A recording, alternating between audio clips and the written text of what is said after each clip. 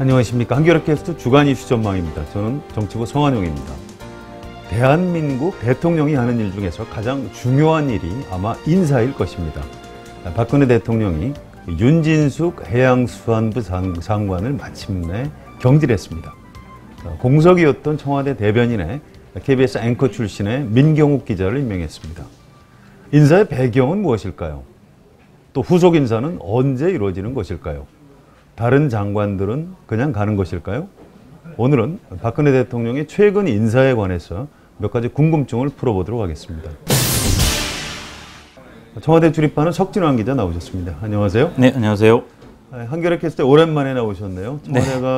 청와대가 좀 조용한 것 같은데 왜 그렇죠? 박근혜 대통령 요즘 어떻게 지내고 있습니까? 매일매일 일정은 바쁘게 있는데 1월 초에 기자회견 한 뒤에 인도 스위스 순방을 다녀온 뒤에 요즘에는 신년 정부 업무 보고를 받고 있습니다. 이번 주에도 내일부터 아마 금요일까지 계속 매일 일정이 잡혀 있는 걸로 알고 있습니다. 일정은 있는데 그렇게 기사가 되지는 않는 그런 일정인 이렇게 일상적인 일이니까요. 예, 근데 이제 최근에 박 대통령이 오늘 공기업 노조에 관한 발언이라든가 근데 좀 날이 선 발언들을 조금씩 이제 내놓고 있는 것 같습니다. 네, 알겠습니다. 자, 윤진숙 장관은 사실은 처음 장관에 임명할 때부터 여러 가지 말이 많았던 사례인데요. 반대 여론이 많았는데도 박근혜 대통령이 흙 속의 진주다 이렇게 표현을 하면서 밀어붙였던 그런 사례로 기억하고 있습니다. 결국은 박근혜 대통령이 틀렸네요. 경질 배경을 어떻게 봐야 됩니까? 295일 만에 경질이 된 거라고 합니다. 계산을 해보니까. 네. 예, 그래서 좀 짧은 임기이긴 한데 사실은 윤진숙 장관 같은 경우에는 청문회 때부터 그리고 그 이후에 국회 출석할 때마다 사실 자질론 논란이 있었지 않습니까? 그렇죠. 예, 그래서 사실은 원래는 금융정보 유출 사태 때문에 현호석 부총리가 강력하게 경고를 받은 다음에 다시는 국민들한테 상처 주는 발언을 하면 책임을 묻겠다 이 다음부터는. 근데 공교롭게도 정확하게 열흘 만에 윤진숙 발언이 또 국민들한테 여수 기름 유출 사건과 관련해서 상처를 주는 발언을 했고 더더군다나 한번 수석비서관 회의에서 해양수산부의 안일한 대처를 질타를 했는데도 그 다음날 또 어민들이 2차 피해자다 그런 발언을 한 게 좀 결정타가 된 것 같습니다. 네, 저는 좀 윤진숙 장관 사례 때문에 우리나라 여성들이 좀 큰 피해를 봤다 이렇게 생각하는 사람인데요. 박근혜 대통령이 그 많은 똑똑하고 역량 있는 여성들을 다 제쳐두고 윤진숙 장관을 발탁하고 또 임명을 강행한 이유가 있었을 것 같습니다. 어떻게 보십니까? 그때 윤 장관이 처음에 임명됐을 때도 사실 발탁 배경을 놓고 사실 정확한 분석은 없었습니다. 박 대통령이 그냥 수첩 인사였다 정도지 무슨 이유에서 어떤 장점 때문에 발탁했다 이런 게 없었거든요. 사실 저희들이 그냥 알고 있기로는 예전에 해수부 폐지 반대 운동을 하고 또 대선 준비 과정에서 한 차례 브리핑할 때 굉장히 인상적이었다 정도로 알고 있었는데요. 네. 그 이후에 사실은 이게 엄밀히 말하면 박 대통령이 지금껏 계속 지적을 받아왔던 나홀로 인사의 문제가 아닌가 싶습니다. 주변의 의견을 좀 두루듣고 그다음에 정계 관계라든가 그쪽 분야를 잘 아는 사람들 의견을 좀 듣고 인선을 했으면 좀 더 나은 인선이 있지 않았을까 이런 생각이 드는데 발탁한 이유를 정확히 정확하게 아는 사람이 없습니다. 알겠습니다. 자, 교체 과정을 좀 살펴보면 공식적으로는 정홍원 국무총리가 경질을 건의했고 박근혜 대통령이 받아들였다 이렇게 돼 있는데 정말 그런가요? 정말 그렇다면 정홍원 국무총리가 실세 총리가 되는 거 아닌가요? 그 발언이 아마 정홍원 총리가 국회 대정부 질의 때 윤진숙 장관의 해임 건의를 심각하게 고려해 보겠다 한 게 오후 4시 반이거든요. 그렇죠. 그 발언이 처음에 보도됐을 때 사실 청와대 기자들 중에서는 믿는 사람은 별로 없었습니다. 그러니까 이미 다 조율된 걸 것이다. 왜냐하면 그날 오전에 정홍원 총리는 윤 장관을 다소 좀 옹호하는 듯한 발언을 했었거든요. 사전에 그래서 그 사이에 좀 조율이 돼서 총리가 그렇게 발언을 했을 것이다라고 짐작하고 실제로 다음날 언론 보도들도 거의 대부분 다 그렇게 나갔습니다. 우리나라 대통령제 구조상 그다음에 지금껏 정홍원 총리가 그 해왔던 업무 수행 과정이나 뭐 이런 걸 봤을 때 정 총리가 혼자 결정하고 건의를 했다? 좀 가능하지 않는 얘기인가 아닌가 이렇게 생각하고 있습니다. 네, 청와대 네. 기자들도 그렇게 상식적으로 보는군요. 예. 알겠습니다. 자, 윤진숙 장관 후임자가 관심인데요. 예. 일부 언론에서는 뭐 정무적인 감각을 갖춘 예. 정치인을 발탁할 것이다. 예. 이런 관측이 있던데 정말 그런가요? 이제 그 전에 그 박근혜 대통령 장관 인사를 보면 네. 뭐 이렇게 주로 연구원 출신들이 꽤 많았지 않습니까? 전에 제가 한번 캐스트에서 얘기했는데 현 내각이 7명입니다. 네. 근데 이제 결국은 그 계속 지적을 받아왔던 그러니까 연구원 출신이라서 문제가 아니라 결국은 자기 말을 거슬리지 않고 말 잘 듣는 사람만 시키는 게 아니냐 이런 의구심이 있었던 거거든요. 근데 사실은 이제 이번 사건이 터지고 나서는 결국은 장관이라는 자리가 고도의 정무적인 판단을 요구하는 자리인데 결국은 그런 정무적인 판단 능력 부족 때문에 이런 일이 있었던 게 아니냐. 그래서 아마 정치인 출신 장관설이 좀 더 힘을 받는 것 같습니다. 뭐 언론에 보도됐다시피 뭐 한나라당 아니 새누리당이죠. 새누리당 서병수 의원이나 유기준 의원 등이 거론되고 있는데요. 시간이 한참 걸릴 것 같습니다. 저희들 뭐 한 달 정도 최소한. 왜냐하면 검증 작업도 해야 되고 또 이렇게 추천해서 올라가면 또 이 대통령의 낙점도 있어야 되고 그동안에 과정을 봤을 때 이게 좀 한참 걸리지 않을까 뭐 이렇게 생각했는데 사실은 누구도 뭐 정치인 출신 장관이 오겠다고 장담을 할 수는 없는 상황입니다. 네. 정무 감각을 갖춘 정치인을 발탁할 것이다. 이런 관측에는 근거가 있는 건가요? 아마 최근에 조윤선 여성부 장관 얘기를 좀 많이 하더라고요. 청와대 안팎에서는. 그래도 조윤선 장관을 뭐 여성가족부 장관을 시킨 뒤에 최근에 뭐 이렇게 그 위안부 만화 관련해서 프랑스 가서 나름대로의 성과도 내고 그랬던 네. 사례들 들면서 그래도 결국은 좀 이 정치인 출신들이 힘있게 더군다나 또 해수부 같은 경우는 지금 너무 힘이 없는 부서여서 한적한 현안은 많은데 힘이 없어서 좀 내부에서도 좀 힘 있는 정치인 출신 장관이 왔으면 하는 분위기라고 합니다. 네. 네, 알겠습니다.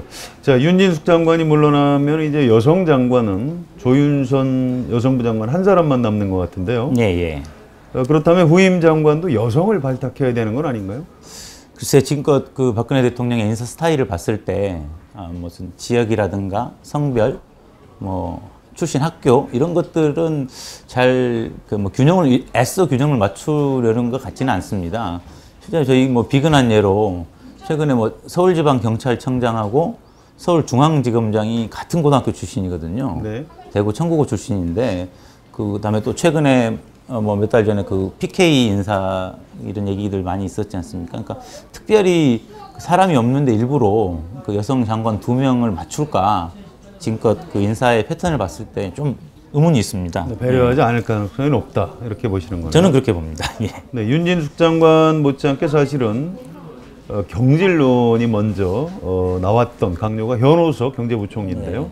현오석 부총리를 경질할 가능성은 없다고 봐야 되겠죠? 청와대 분위기도 대체로 그렇습니다. 네, 이 다음에 어떤 뭐 또 중요한 사안이 터지면 모르겠으나 과거 일을 가지고 책임을 묻는 일은 없을 것 같습니다. 네, 박근혜 대통령이 현오석 부총리를 교체하지 않으려는 이유는 뭘까요? 글쎄 일단 중간에 6월 지방선거가 있는데 중간에 큰 개각 요인이 나오면 일단 정부로서 좀 여기저기 시선이 분산되고 좀 혼란스러울 것을 우려하는 측면도 있고요. 일단 박근혜 대통령이 지금 상반기에 뭐 경제계획 3개년 계획을 내놓고 이제 뭐 이 경제혁신 3개년 계획. 그렇죠. 예, 3개년 계획을 내놓고 뭐 공기업 뭐 개혁이라든가 이런 걸 본격적으로 추진을 할 텐데 네. 뭐 시작부터 지금 경제 분야 수장이 뭐 교체되거나 그것 때문에 또 한두 달 지나가면 시간 다 날리는 게 아닌가 그런 우려들을 하고 있는 것 같습니다. 6월 4일 지방선거 전에 큰 규모의 개각은 없을 것이다. 이렇게 보는 게 네, 대체적인 상식적이겠네요. 예상입니다. 알겠습니다.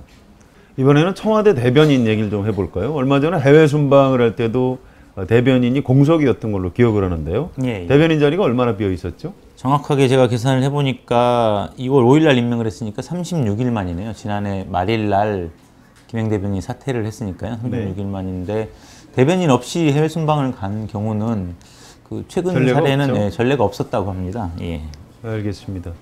자, 청와대가 민경욱 대변인 말고도 사실은 언론계의 전현직 인사들에게 대변인자의 자리를 제의했다가 예.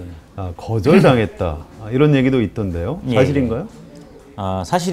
사실입니다. 사실인데 제가 좀 아는 대로 설명을 좀 해주시죠. 뭐 정확하게 누구라고 말씀드리기는 어렵지만 네. 제가 이런저런 경로를 통해서 제의가 왔었다는 사실을 들었었고요. 그다음에 이런저런 이유로 거절했다는 얘기도 들었는데 뭐 그거는 어쨌든 본인들의 프라이버시도 있는 문제고 네. 그다음에 현직 언론인들도 좀 있습니다. 네. 사실 현직 언론인들이 거절한 사례가 있는데 뭐 그 부분을 이렇게 공개하기는 좀 어려운 거고 아무튼 청와대 대변인 구하기가 쉽지 않았던 거는 분명한 것 같습니다. 석진환 기자는 혹시 제의 안 받았습니까? 그럴 리가요. 네, 알겠습니다. 혹시 제의가 오면 갈 생각이 있습니까? 네, 그 역시 그럴 리가요. 알겠습니다. 자, 민경욱 대변인은 사실 KBS 간판 앵커를 했던 사람이고요. 네. 문화부장을 하면서 발표 당일날 아침에 KBS 보도국 편집회의에도 참석을 한 것으로 그렇게 확인되고 있는데요. 네. 이렇게 그 현직에서 곧바로 청와대 대변인으로 자리를 옮기는 것이 적절하지 않다. 이런 언론계 비판이 나오고 있는 것 같습니다. 네. 이 부분에 대해서 청와대에서는 어떻게 설명하고 있습니까? 청와대에서도 사실 그 부분에 대해서 명확하게 설명을 잘 못합니다. 그러니까 왜냐하면 청와대 입장에서도 그 부분은 좀 다소 걸리는 부분이고 비판을 받을 수 있겠다라고 인정을 하는 분위기입니다. 네, 다만 이제 조금 항변하는 게 인사라는 게 워낙 좀 그 보안을 유지하면서 비밀리에 진행되다 보니까 민 대변인이 좀 일찍 그만두면 또 금세 이렇게 소문도 나고 그렇지 않겠느냐 그런 사정 때문에 좀 보안을 유지하다 보니 그렇게 된 거다라는 설명을 하는 분들은 있습니다. 네, 민경욱 대변인 본인은 뭐라고 설명합니까? 본인은 좀 곤혹스러워해서 그에 대해서 뭐 특별히 언급을 안 합니다. 예. 네, 그렇군요. 네. 자, 또 한 가지 주목할 점이 있는데요. 예, 민경욱 대변인이 기자들의 질문에 대해서 예. 뭐 배경 설명 같은 것을 거의 하지 못한다. 네네. 이런 비판적인 기사가 신문에 나오고 있는데요. 네네. 이렇게 그 단순한 전달자에 불과하다면 굳이 네. 방송사 앵커 출신을 청와대 대변인에 임명할 필요가 있었을까 이런 예. 의문이 좀 드는 것이 사실입니다. 예, 예. 청와대에서 공영방송 앵커의 어떤 좋은 이미지만 예. 빌려서 쓰겠다 뭐 이런 속셈 아닐까요? 일단 그런 측면이 있는 것 같습니다. 그러니까 그 전에 대변인이 이제 윤창중, 김행 대변인이었는데 네. 일찍 낙마하고 윤창중 대변인 낙마한 이후에는 사실 그 텔레비전 브리핑도 이정현 수석이 했었거든요. 발표 같은 것들을. 그게 이제 사실 대변인이 해야 되는 건데 청와대 입장에서 보면 좀 더 공식적이고 좀 정돈된 이미지가 필요하지 않았을까 뭐 저는 그런 생각이 들고요. 그 전에 이제 말씀하셨던 그 단순한 전달자의 역할에 불과할 수도 있겠다라는 게 이제 그게 사실 청와대 그 소통 구조와 관련된 문제입니다. 그러니까 네, 민대변 예 이게 이제 그 전에 대변인들도 어떤 개인의 역량을 발휘해서 판단하고 그런 내용들을 이제 기자들과 공유하고 이런 게 아니라 청와대에서 이 정해진 메시지, 내려오는 메시지만 일방적으로 전달하는 데 그쳤기 때문에 사실은 민 대변인도 이제 지금 뭐 이 청와대에서 같이 선거 캠프에 활동했던 사람이 아니기 때문에 아는 사람도 그렇게 많지 않을 것이고 다소 대변인 생활을 할 때 좀 당분간 어려움이 있지 않을까. 그래서 아마 실제로 뭐 기자들이 보충 질문에 아무런 대답도 못 한다는 게 뭐 그런 이유라고 저는 생각을 합니다. 그래서 본인은 그걸 좀 의식한 듯이 오늘은 그렇더라고요. 그러니까 제가 열심히 취재를 해서 뭐 좀 더 좋아지겠다. 뭐 그런 얘기를 네. 하더군요. 예. 본인도 그런 비판에 대해서 의식을 하고 하죠. 있군요. 그럼요. 예. 알겠습니다. 자, 민경욱 대변인이 앞으로도 그런 제한적인 역할에 그칠지 예. 조금 더 나은 모습을 보일지 글쎄 어느 쪽으로 보십니까? 글쎄 이제 그건 벌써 그 본인이 이제 얼마나 어떻게 자기를 포지셔닝 하느냐에 따라 달라질 것 같은데요. 근데 저는 사실 지금 1년 동안 굳어져 온 그 청와대 대언론 관계나 소통 구조상 대변인이 새로 들어가서 쉽지는 않을 거라고 생각을 합니다. 그러면 이제 본인이 좀 뭐 직원도 해보고 이런저런 문제 제기도 해보고 좀 그런 길을 만들어 가야 되지 않을까 하는 바람이 있습니다. 네. 박근혜 대통령에게 인사는 무엇일까요? 원칙이 무엇일까요? 또 과정은 어떻게 이루어지고 있는 것일까요? 도대체 알 수가 없습니다. 혹시 아버지에게 배운 40년 전 방식으로 정부 인사를 독점하려는 것은 아닐까요? 아니면 인사를 어떻게 하는 것인지 몰라서 혼자 쩔쩔매고 있는 것은 아닐까요? 참 걱정입니다. 박근혜 대통령은 정권을 혼자 힘으로 잡은 것이 아닙니다. 수없이 많은 정치인들, 전문가들이 박근혜 대통령을 도왔습니다. 그렇다면 정권을 운용하는 것도 이들의 도움을 받아야 할 것입니다. 취임 1주년이 얼마 남지 않았습니다. 권력은 나눌수록 커진다는 말이 있습니다. 인사권을 과감하게 국무총리 그리고 장관들에게 넘기는 것도 괜찮은 방안이라고 생각합니다. 제발 더 이상은 인사 문제로 국민들에게 스트레스를 주지 말았으면 좋겠습니다. 오늘 주간 이슈 전망은 여기서 마치겠습니다. 지금까지 석진환 기자가 도움 말씀을 해주셨습니다. 수고하셨습니다. 그렇습니다. 저는 성환용이었습니다.